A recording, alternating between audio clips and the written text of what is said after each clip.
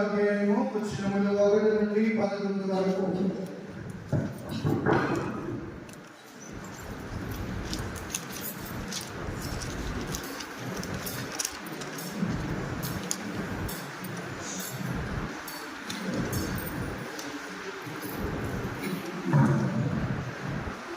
Bible యోహాను రాసిన శుభవార్త 8వ అధ్యాయము వచనములు 1 నుండి 11 వరకు. ఆ కాలంలో యేసు ఒలీవ పర్వతమునకు వెళ్ళెను. తెల్లవారగానే ఆయన దేవాలయమునకు రాగా ప్రజలు ఆయన ఎదురుకు వచ్చిరి. ఆయన కూర్చుని వారికి బోధింపసాగారు.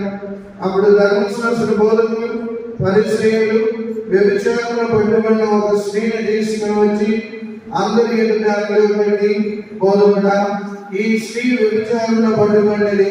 ఇటువంటి స్త్రీలను రాళ్లతో కొట్టి చంపుడని మోషే ధర్మశాస్త్రం ఆజ్ఞాపించారు. నీవు ఏమందువు అని యేసు మాటల్లో తప్పుపెట్టి ఆయనపై నేరారోపణ చేయుటకై ఇట్లు అడిగారు. యేసు బ్రేలితో నేల మీద వ్రాయసాగారు. వారు పదే పదే అడగగా ఆయన లేచి, పాపము చేయనివాడు మొట్టమొదట ఆమె మీద రాయి వేయవచ్చును అని చెప్పి మరలా వంగి నేల మీద వేలితో వ్రాయసాగారు. ఆ మాటలని అతడు ఉన్న వారు పెద్దలు మొదలుకొని వారు ఒకరి వెంట ఒకరు వెళ్ళిపోయేది. అందరూ వెళ్ళిపోగా ఎదురు నిలిచిన స్త్రీతో యేసు మాత్రమే ఉండిపోయాను. ఆయన తల ఎత్తి, అమ్మ, వారందరూ ఎక్కడ? ఎవరినూ నేను శిక్షింపలేదా అని ప్రశ్నించారు.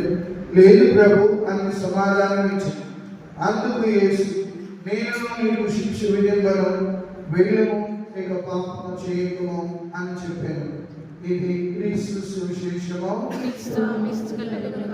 సువిశేష బోధన ద్వారా మన పాపముల పరిహారము.